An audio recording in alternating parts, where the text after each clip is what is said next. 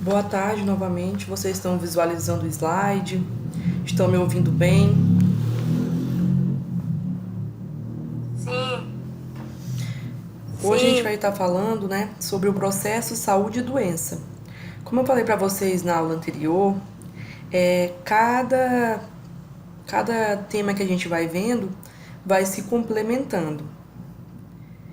E aí, o que seria o processo saúde e doença?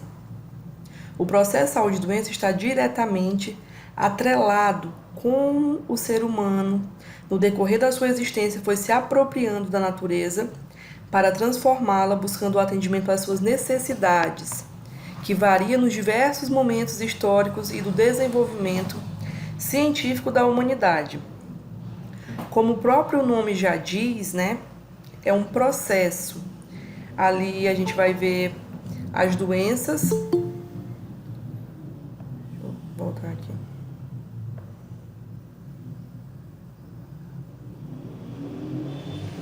Continuando. A gente vai estar vendo no decorrer da história como surgia as doenças e como que cada época tratava a doença. Então, por isso o nome processo saúde e doença. E aí a gente dá início aqui com o modelo mágico religioso ou xamanístico. Esse modelo, ele se assemelha àquele que nós conversamos ontem, sobre o curanderismo. Por quê? Eles acreditavam que as doenças elas vinham de maus espíritos, né? A pessoa ali ela estava sendo castigada, eram pestes, né, que tinham acometido aquela pessoa. Aqui eles viam, né, como o corpo por algum pecado cometido ou maldição. Então a pessoa ficava doente, né, na teoria deles, por essa razão. Então eles viam que a doença se ocasionava deste meio.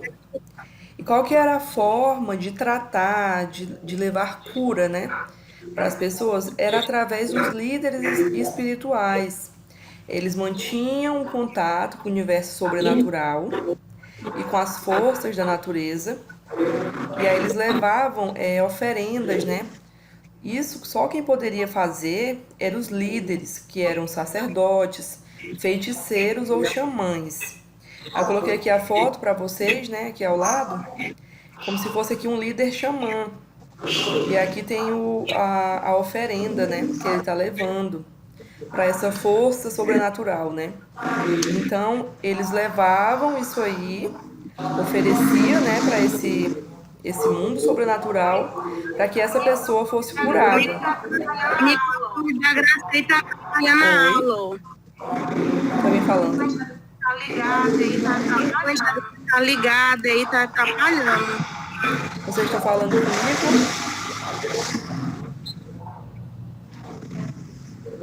Acho que já, né?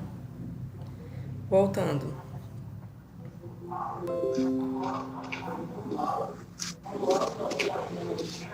Eu acho que é a Maria, né? Maria, eu acho que Oi? tem como você desligar o microfone, porque eu acho que tá dando interferência aqui. Bem que eu tô tentando. Bem que eu tô tentando. Tem um, tipo um microfonezinho mesmo na tela. Peraí, só um pouquinho, gente. Vou mostrar aqui no meu celular. Ah, ela saiu.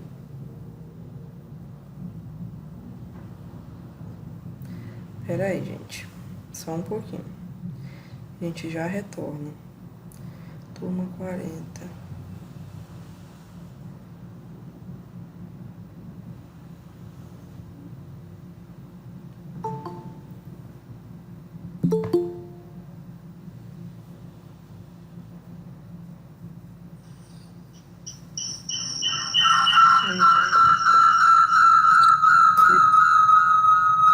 Só pra me mandar aqui a foto pra ela.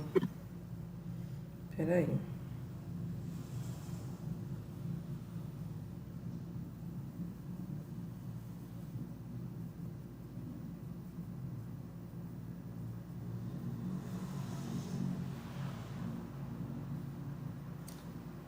microfone ou câmera. Acontece, né? Mas vamos lá. A gente vai aprendendo aqui, um com o outro. Eu mandei lá para vocês visualizarem. Vamos lá. Dando continuidade. Deixa eu voltar aqui o meu raciocínio. Então, aí o xamã, né, o líder religioso, levava o sacrifício, a oferenda, e aí com isso, né, se esperava que a pessoa ela se curasse.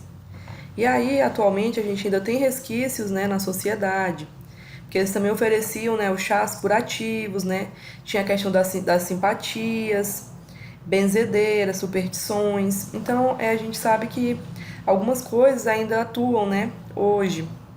Eu, por exemplo, meu irmãozinho, sempre quando tinha dor de barriga, né, minha mãe pedia para eu levar uma senhorinha que era benzedeira, né. Então, até hoje, né, tem alguns resquícios, né, desse modelo. E aí a gente entra aqui para o modelo holístico. O modelo holístico, ele vem das medicinas hindu e chinesa. E aí aqui a saúde ela era entendida como um equilíbrio. Se a pessoa tivesse em equilíbrio, ela não estaria doente. E aí como que era causado esse desequilíbrio? Ela estava em desequilíbrio com o ambiente físico, com os astros, o clima, os insetos, né? E aí existia essa busca do equilíbrio do corpo como os elementos internos e externos. Só um pouquinho. Deixa eu ver aqui. Tá. Nesse modelo holístico, né? Que também esse modelo holístico, ele também vigora até os dias de hoje. Que era, por exemplo, para poder voltar, né, a ter esse equilíbrio, se fazia yoga, purificação para erradicar doenças, jejum, fitoterapia, que é a terapia com plantas, né? Tratamento, e aí tá. Aí já aqui na forma hindu, né? Eles faziam hindu não, chinesa. E o yang, né, que é os 5 elementos, para poder reequilibrar, acupuntura. E são coisas que existem, né, que vigoram, principalmente a acupuntura, ela vem tendo uma força agora no mercado muito grande, né, no tratamento de doenças. E aí ventosas também, né, que naquela época faziam com sanguessuga, né, que é aquele bichinho que pretinho. E atualmente eles fazem já com a outra dinâmica, né? Já existe uma tecnologia que não necessita mais daquele animalzinho, né? Então, recapitulando, o modelo holístico, ele via que a doença era ocasionada por um desequilíbrio. A pessoa estava fora de harmonia com o ambiente físico, que eram os astros, o clima, os insetos e etc. E para a pessoa voltar, né, para ela ter novamente a sua saúde restabelecida, ela precisava passar por esses processos de yoga, de fazer ali uma purificação, jejum, massagem, o tratamento através das plantas, né, acupuntura. Enfim, era todo ali um processo por essa busca de equilíbrio para que se voltasse a ter saúde, né? Aí aqui ao lado, né, é como se esse equilíbrio seria espiritual, mental, físico e emocional. A pessoa tinha que ter esse equilíbrio aqui, né? Tá sempre ali equilibrada. Já no modelo empírico racional, chamado também de modelo hipócratico, por ser Hipócrates, né, que defendia, ele também é parecido com o modelo holístico, porque ele também fala que a saúde ela vem de um equilíbrio entre o homem e o meio. E as doenças surgem a partir desse desequilíbrio com os 4 elementos, né, que são aqui o fogo, a água e o ar. Então, a perturbação da harmonia entre o corpo e a natureza fazia com que a pessoa adoecesse. E isso não era externo, era de dentro. Então a pessoa tinha tido ali um conflito com esses 4 elementos, né? E assim ela ficava doente. E aí qual que era a forma de tratamento, de cura, né? Que se tinha nesse modelo? A gente tinha que fazer dietas. Nessas dietas era repouso, banhos, práticas sexuais, atividades físicas, até mesmo a troca de ambientes. A pessoa podia indicar para ela ir para um lugar mais alto, que a temperatura era menor, para que se voltasse a ter o equilíbrio. Então, como eu falei, esse modelo ele diz que não vem do, do exterior, né? As doenças não eram causadas pela parte externa, mas sim pela parte, né, interior da pessoa. Se a pessoa estivesse em desequilíbrio com os 4 elementos, ela adoecia. E como eu falei, o tratamento era essas dietas, né? E aí a gente vem para a teoria miasmática. Isso aqui eu falei ontem também, né?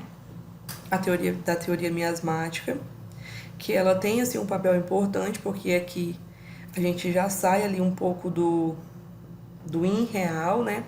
E vem para uma realidade mais próxima do que nós temos hoje. E aí, sempre que a gente falar de teoria miasmática, a gente vai estar falando de contaminação pelo ar. Se acreditava que as doenças, as contaminações se dava pelo ar, porque como vocês podem ver aqui, né, na primeira imagem a gente tem tipo como se fosse um sobrenatural ali que está despejando ali odores ruins, né? E aqui embaixo a gente vê que 2 mulheres e um homem com um paninho no rosto porque estava fedendo. Como eu falei ontem para vocês, né, voltando a reiterar aqui sobre teoria miasmática, era tudo ali o lixo a céu aberto, entendeu? Os pântanos alagados, não tinha questão de cemitérios, não era organizado. Os animais, pessoas ficavam ali putrificando mesmo. E aí vocês imaginam o odor que era nesse lugar. Então, a partir dessa teoria, desse odor, criou-se que as doenças elas vinham desse mau cheiro. Então, as doenças vinham pelo ar. Então, anota aí no seu papelzinho, teoria miasmática, igual a contaminação pelo ar. E aí aqui, né, explica o surgimento das doenças a partir da emanação do ar de regiões insalubres. Roma deu o primeiro importante passo na promoção da saúde quando tornou a higiene pessoal acessível através dos banhos públicos. Como eu falei ontem, foi importante porque, né, embora não tivesse aí 100%, né, certo, mas com certeza naquela época deve ter diminuído muito, né, a incidência de doenças, porque a gente passa a ter o saneamento, né, a gente passa a ter cemitérios organizados, passa a ter acesso à água, tudo isso aí, né, traz saúde mesmo, né. E aí a gente vem para o modelo da história natural das doenças, o modelo processual. Esse modelo ele foi sistematizado por Level e Clark no ano de 1976. O modelo visa o acompanhamento do processo saúde e doença em sua regularidade, compreendendo as inter-relações do agente causador da doença, o hospedeiro, o meio ambiente e o processo de desenvolvimento de uma doença. E com isso, né, porque anteriormente era assim, era esse processo, como o nome já está dizendo, natural das doenças, era natural mesmo. Ficou doente, ou você ia se curar por si só, ou você ia se curar com sequelas, ou você ia morrer. Só tinha esses 3 processos para acontecer naturalmente. Então chega, né, Level e Clark e traz essa observação. Eles querem fazer o quê? Acompanhar como que se dá todo esse processo de saúde e doença. E com isso a gente tem um marco importantíssimo, porque Level e Clark não quer só observar o processo de saúde e doença, mas ele quer observar para também entrar com métodos de prevenção e controle dessas doenças. E aí a gente tem aqui um esqueminha da história natural e prevenção das doenças, que quem foi que criou? Level e Clark. Anota aí. E aí aqui nosso esqueminha é assim. Aqui, não sei se vocês conseguem ver a setinha, eu mexendo aqui, mas tá em vermelho aqui. A gente tem duas etapas. Período patogênico, ou período pré-patogênico e período patogênico. Aqui no período patogênico, a gente tem o agente, o hospedeiro, aqui tem um homenzinho, e o ambiente. Nesse momento aqui do pré-patogênico, pré quer dizer antes e patogênico quer dizer doença. Então aqui no processo, nesse período pré-patogênico, o homem ele tem, né, o contato com o agente ali através do ambiente, porém ele não desenvolve no momento a doença. A gente pode até chamar isso daí de período de incubação, né? Que é o período até ocorrer os primeiros sinais e sintomas, né, da doença. E aí, nesse período chamado pré-patogênico, onde o homem teve contato com o agente, mas, né, não se manifestou a doença, a gente tem a prevenção primária. Todas as vezes que nós falarmos de prevenção primária, a gente vai estar falando, se referindo à promoção à saúde e proteção específica. Anotem aí, que também é questão de nosso trabalhinho de prova. Então, todas as vezes que nós estivermos falando de prevenção primária, a gente vai estar falando de promoção à saúde e proteção específica. Promoção à saúde, a gente pode estar falando de, por exemplo, a gente está fazendo grupos, né? A gente sabe ali que tem uma certa tendência daquela população que nós atendemos de hipertensão. Então, nós criamos ali grupos, né, com outras pessoas ali daquela mesma população para orientar como que a gente pode prevenir. A gente pode prevenir fazendo um exercício físico, a gente pode comer menos sal, a gente pode estar, né, balanceando as refeições.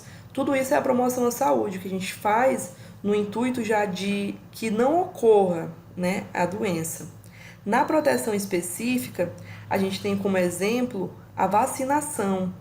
Quando a gente vacina, a gente já está querendo que não se desenvolva aquela doença. E aí aqui no período patogênico, a gente já tem o período, né, da doença, né? E o que acontece aqui? O curso da doença no homem. A gente já tem um quadro clínico com sinais e sintomas, defeito ou dano, né, que são as sequelas, dependendo da doença, né? E podemos ter aí, esse paciente pode entrar no estado crônico e precisar, né, de reabilitação. E podemos ter também o óbito. E aí aqui no período patogênico, o que a gente pode fazer aqui nos níveis de prevenção? Sempre que falarmos de prevenção secundária, a gente vai estar falando de diagnóstico precoce, tratamento imediato e limitação do dano. E aí eu vou dar um exemplo para vocês sobre o câncer de pele. Deixa eu aparecer aqui porque eu vou fazer na minha mão.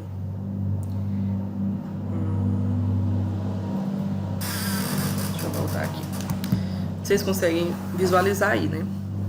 Por exemplo, o câncer de pele. O câncer de pele, ele se inicia... Essa é minha caneta, hein?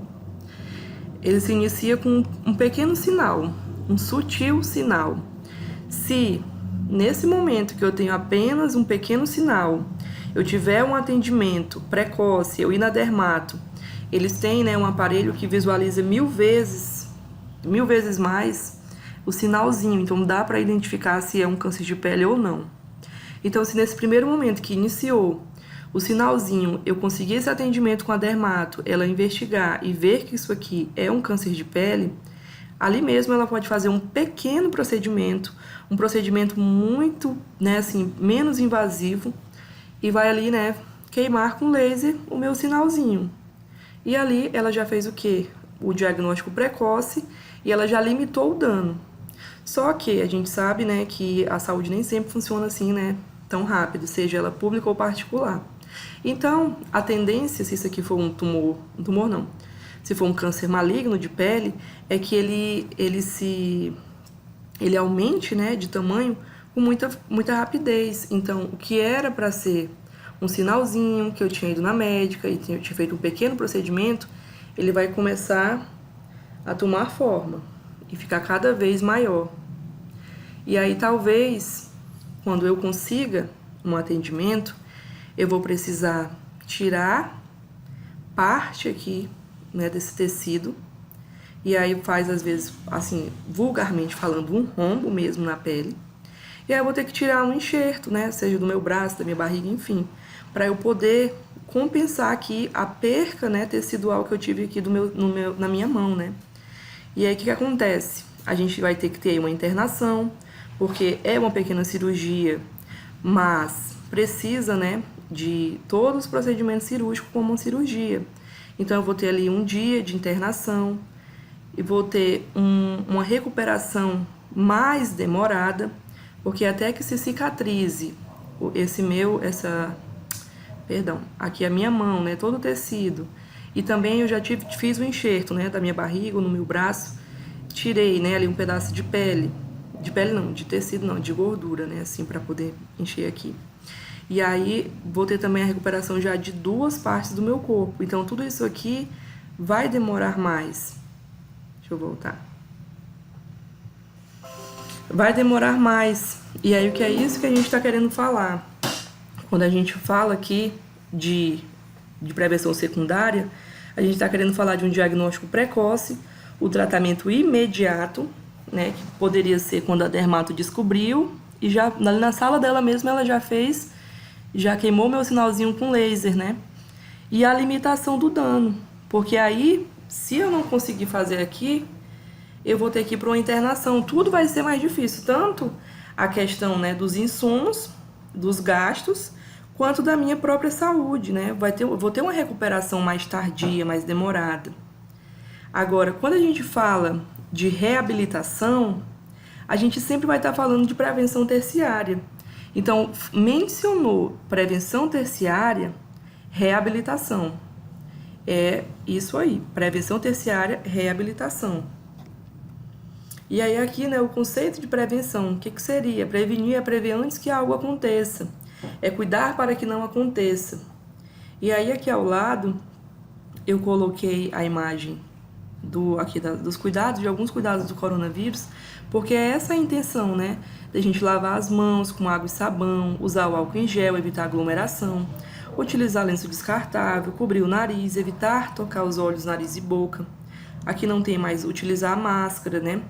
Todos esses meios aqui é para que a gente previna, né, de se contaminar e contaminar a outros.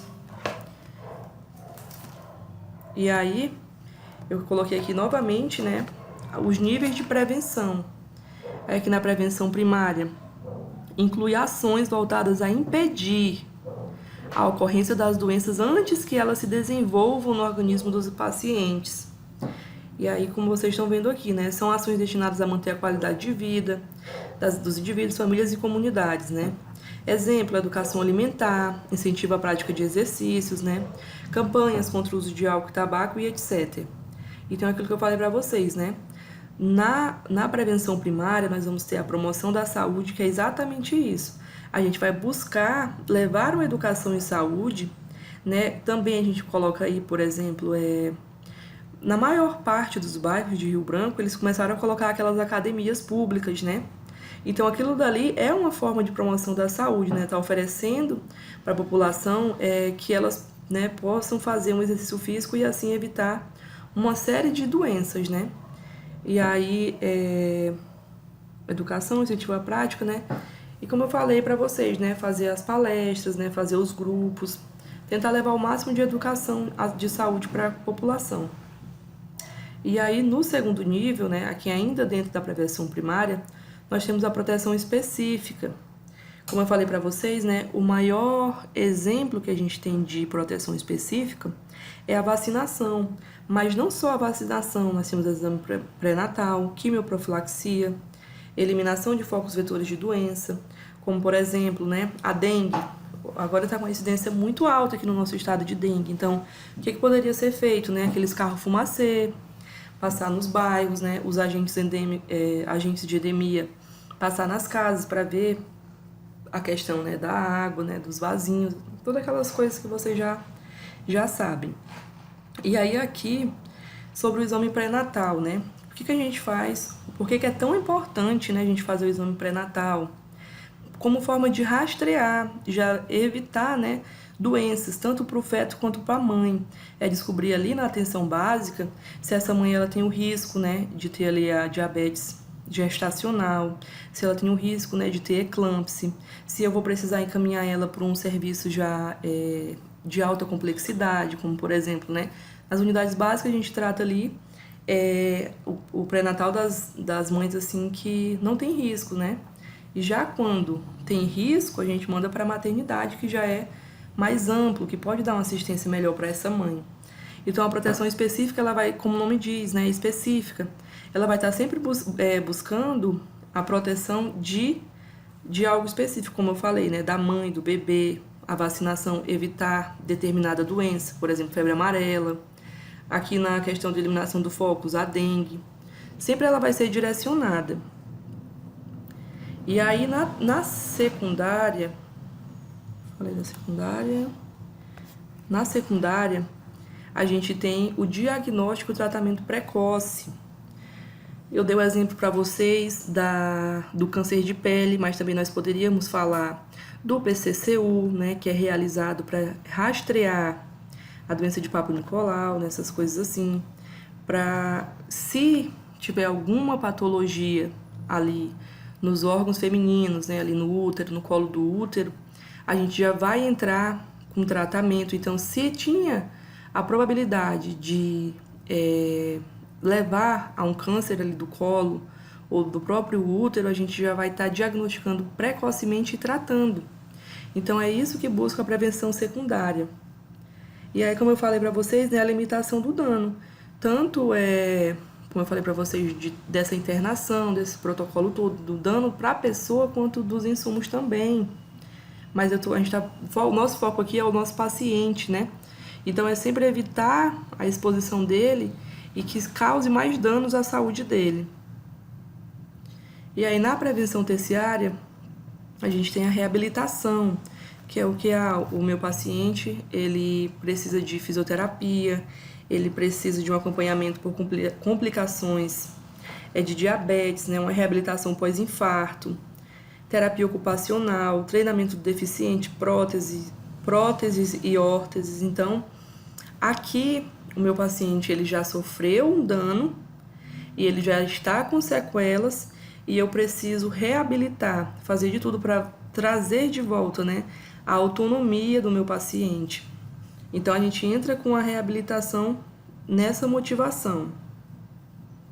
Aí aqui eu vou mostrar um videozinho para vocês de uma cidadezinha aqui que pensou rápido e agiu.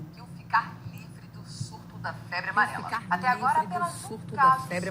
Até agora, apenas um caso suspeito foi Dona Hermínia registrado. tem 63 anos. Mora na roça. Hermínia tem 63 anos. Mora na roça. Acostumada a ver macacos desde os 9 anos. Acostumada a ver macacos no terreiro do sítio. A aposentada ficou assustada no final do ano passado ao saber que um dos filhos tinha encontrado os animais mortos na beira da estrada. Ele encontrou ali embaixo 2 mortos e 3 lá em cima, ali pro lado dele. Aqui é o córrego do Ribeirão. A comunidade fica a mais ou menos 10 quilômetros do centro de Franciscópolis. Foi nesse local aqui que foram encontrados os primeiros macacos mortos. A gente percebe que a reserva fica muito próxima das casas. E justamente por conta desses animais é que a prefeitura decidiu promover imediatamente uma vacinação em massa contra a febre amarela. Enia é enfermeira do município e foi ela quem deu alerta em setembro do ano passado. Todos os moradores que eu perguntava me relatavam a mesma coisa. Os macacos aqui sumiram. Um falava, eu encontrei morto. Outro falava, sumiram, não vi mais. Outro falava, eu encontrei uma moçada na mata. No IBGE, Franciscópolis tem apenas 5.700 moradores. Quase 70% da população mora no campo e perto de matas. Em volta, 7 municípios vizinhos que registraram casos de febre amarela. Por isso, o trabalho rápido foi tão importante para ficar livre do surto da doença. Assim que os moradores foram alertados, procuraram os postos de vacinação. Já foi vacinado contra a amarela, tá tudo em dia. Nós pegamos Anos atrás estamos. Um fertilizante. Opa. Então, gente, a gente viu aí, deixa eu voltar aqui para a imagenzinha, a prevenção primária, né? Teve aqui uma proteção específica.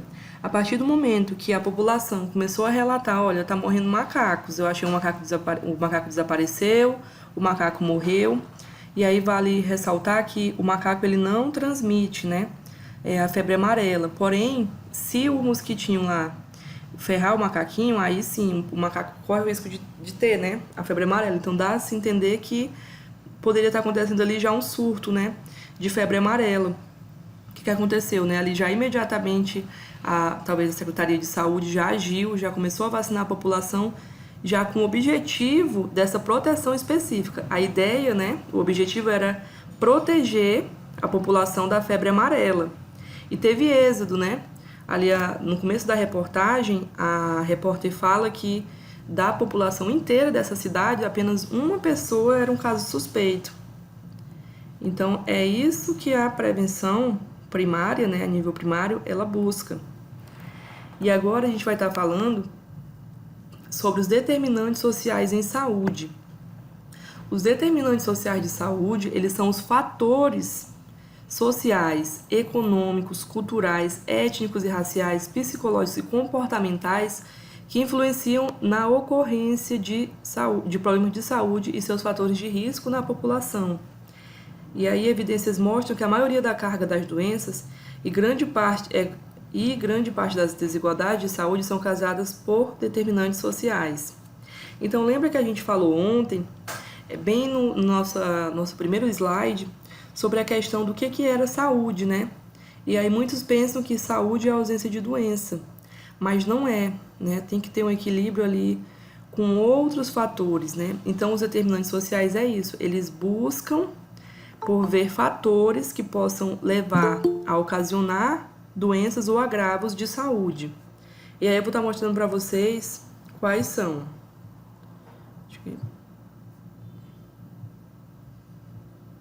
Eu vou mostrar para vocês quais são.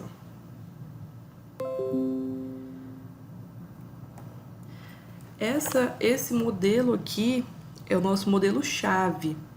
Então, você também anota aí, porque isso aqui é questão do nosso trabalhinho e da nossa prova. É o modelo, que eu nunca sei falar o nome desses caras aqui, mas vamos lá no rumo. Modelo de Dan e Witt. Esse modelo aqui é o nosso modelo-chave dos determinantes de saúde. É um modelo aqui em camadas, que começa aqui, ó, os determinantes da saúde. Começa aqui no indivíduo, ó, estilo de vida dos indivíduos, idade, sexo, fatores hereditários. Depois vem para a camada das redes sociais e comunitárias. Aí entra aqui a terceira camada, produção agrícola e alimentos, educação, ambiente de trabalho, condições de vida e de trabalho, né, que já colocou aqui a setinha, desemprego, água, esgoto, serviço social, habitação. E aqui na quarta camada, né, 1, 2, 3, na quarta camada, nós temos as condições socioeconômicas, culturais e ambientais gerais. Mas para vocês entenderem melhor, vamos dar continuidade. Aqui a gente tem inúmeros, né, determinantes sociais. Aqui na primeira imagem a gente tem uma criança, né, aqui com desnutrição infantil, e muito provavelmente, né, esse é um determinante, né, as condições de vida dessa criança, onde ela mora, né. E aqui nas ruas, ó, cheio de lixo também. Aqui um paciente sendo levado, acho que do morro, né, talvez. E aí aqui, existem os fatores determinantes da doença endógenos. O que seria endógenos, né? Eles seriam fatores internos, né, ali do próprio ser humano, que seria fatores genéticos, né, da própria pessoa, as doenças autoimunes é ocasionada pelo próprio organismo. Aqui a gente também tem a fisiologia, eu coloquei essa segunda imagem aqui do esqueleto, né, a fisiologia e a anatomia. Então, dependendo, né, de cada ser humano, ele vai desencadear ali determinadas doenças específicas dele, né. E aqui eu coloquei a imagem de duas pessoas negras, porque em algumas doenças a raça, ela também predominam algumas doenças.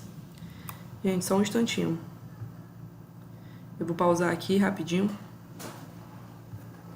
Oi. Oi, filho. Tô terminando a aula, tá? Vou te dar um prazo.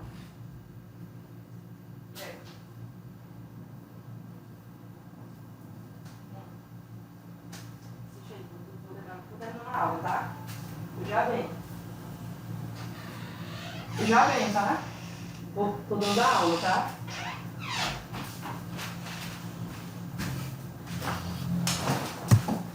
Voltei. Então, como eu falava pra vocês, aqui é só um exemplo, tá? Na questão da hipertensão. Na hipertensão, a gente tem a hereditariedade, algumas pessoas herdam a predisposição à hipertensão arterial, que pode apresentar-se em vários membros de uma família. Então, por isso que eu falei aqui, né, que aqui os determinantes de doença endógenos é da própria pessoa, do próprio organismo dessa pessoa, né, das próprias características dela. E aí, como eu falava, aqui o exemplo da hipertensão arterial, a gente tem como genético aqui a hereditariedade. Então, eu posso vir a desencadear uma hipertensão arterial porque a minha mãe, meu avô, né, teve hipertensão. A idade, né, no caso aqui o envelhecimento aumenta o risco de hipertensão arterial. Não só de hipertensão arterial, mas de tantas outras doenças, né? A gente sabe que a velhice, ela traz isso, né? E aqui na questão da raça, a raça negra, ela é mais propensa a ter hipertensão arterial que a branca. Então, se a raça se torna um fator endógeno por conta disso, né? Se eu nasci negra, eu posso ter uma tendência maior, uma probabilidade maior de adquirir hipertensão arterial. O peso também, né, é um fator intrínseco da pessoa. E aí aqui a gente, como eu falei pra vocês, né, endógenos é como se fosse internos da própria pessoa, e nós temos aqui os fatores exógenos, que são como se fosse o exterior. E aí que a gente fala de determinantes que dizem respeito ao ambiente. Então, ambiente biológico, determinantes biológicos, acidentes. Por exemplo, a gente tem aqui na imagem, na primeira imagem, ferraduras aqui, né, picadas, de aranha, mosquito, carrapato, percevejo, abelha. Aqui também entraria, né, cobra, escorpião. Então, esses acidentes biológicos, né, eles são considerados fatores determinantes da doença de forma externa, né, exógenos. Aqui eu coloquei a imagem de uma criança mexendo com a folha, porque aqui também entra as plantas tóxicas, né? Que às vezes a criança faz ali, ou nós mesmos, né? Ingerimos essa planta e temos ali um acidente de saúde, né? E aí, dentro aqui desses fatores determinantes exógenos do ambiente, nós temos também as infecções. E aí eu coloquei aqui um exemplo, né? De uma das várias infecções que nós temos. Aqui o hospedeiro, né, que é o homem, ele ingere os ovos de tênia, mais popularmente conhecida como solitária. Ele ingere através de quê? Da carne do boi ou do porco, né, mal cozido. Ali ele fez o consumo dessa carne e aí ele ficou ali com cisticerco, né, que são os ovinhos ali da tênia. Quando ele fez cocô, esses ovinhos foram liberados e ali os animais, né, de alguma forma comeram, né, tiveram ali contato e foram contaminados. Então, é um processo, aqui o ciclo de vida dessa doença, né? Aí o homem pega, vai para o ambiente, os animais pegam no ambiente, retornam para o homem e é um tipo de infecção que a gente tem aqui parasitária, né? E aí a gente também tem os fatores determinantes da doença no ambiente físico, determinante físico, químicos naturais. E aqui a gente vai ter, né, atmosfera, clima, hidrosfera, litosfera, carência de elementos essenciais ou presença de agentes indesejados. Eu coloquei aqui uma imagem, né, mais específica, né, para vocês observarem a questão dessas camadas, né. Aí nós temos, aqui são os naturais previsíveis, né. Então tem toda a tecnologia, né, que vai prever quais são os acidentes que podem ocorrer e, de certa forma, né, ocorrer a prevenção. E nós temos os imprevisíveis, né? Que são os acidentes naturais. Aí vocês veem aqui, né, o furacão, né? Terremoto. E aí a gente tem aqui desastres ou calamidades naturais, mortalidade ou morbidades por epidemias ou doenças infecciosas. E aí eu coloquei aqui a imagem do coronavírus, né? Que foi, assim, imprevisível, né? A gente não imaginava. E essa pandemia tem vigorado aí até os dias de hoje, né? E desabilidades psicológicas. Aí aqui dentro do ambiente físico, né? Determinantes do ambiente físico. Nós temos também os acidentais, que é a questão do efeito estufa, buraco na camada de ozônio. Aí aqui eu coloquei a imagem, né, daquela usina nuclear, Chernobyl, né? Porque foi um acidente, né, muito, muito, muito grande, que matou várias pessoas e ainda deixou doente as outras. E aí nós temos também os produzidos, como vocês podem ver aqui, né, a poluição dos carros. E tem os comportamentais, organizacionais, que aí já entra a questão social, né, psíquica também. Aí tem aqui o exemplo, né, relacionados ao indivíduo, hábitos e estilos de vida, sexualidade, étnicos, relacionados à cultura, adquiridos, organizacionais, já seria a ocupação, a família, o nível socioeconômico. Os evolutivos seriam relacionados ao desenvolvimento, intersociais, convivência. Aí tudo isso aqui são fatores que são nossas referências, enfim. Mas aí, fazendo um resumo disso aqui, todas essas determinantes, elas voltam para cá, para esse modelo do Dow e Witt, né? Que ele coloca em camadas todos os tipos, né, de determinantes sociais de saúde, né? Porque são fatores que podem desencadear as doenças, que podem desencadear os agravos. E então a gente busca por essas determinantes justamente para que a gente entre com a promoção da saúde, com a prevenção. Sempre que a gente vai estar falando de saúde coletiva, a gente vai estar vendo que vai se complementando, como eu falei para vocês.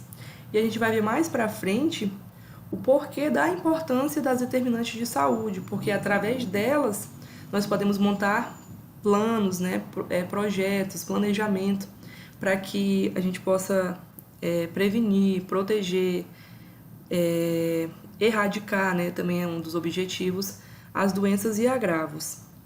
E é isso, a nossa aula de hoje é sobre isso, tá bom? Se vocês tiverem alguma dúvida, estou à disposição. Ei, professora. Oi. Ei, professora. A senhora ainda vai explicar sobre o trabalho, né? A senhora ainda vai explicar sobre o trabalho, vai ser quinta, né, o trabalho. Porque às vezes eu tô com várias turmas, aí às vezes dá um branco, mas se tá no cronograma que é quinta, então será quinta.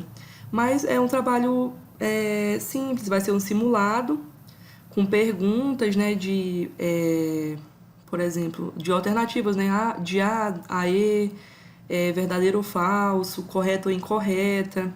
E vocês vão ter o auxílio de todo, né, o nosso material que eu estou enviando para vocês, os slides. A maioria das perguntas que eu coloco no simulado, eu estou falando em aula, estou dando um toque para vocês, né, sempre falando assim, isso aqui pode cair no trabalhinho. E também vai estar nos slides, quando vocês forem fazer o trabalhinho, olhem os slides, olhem o material que eu estou mandando para vocês, tá bom? Mas não vai ser nada assim, como é que se possa dizer? Difícil. Vai ser tranquilo, tá bom? Aí eu vou dar pra vocês na quinta e vocês me devolvem na segunda, né? Vocês vão ter aí um período bem legal, né? Pra dar uma pesquisada e acertar todas. Tá bom? Tá bom.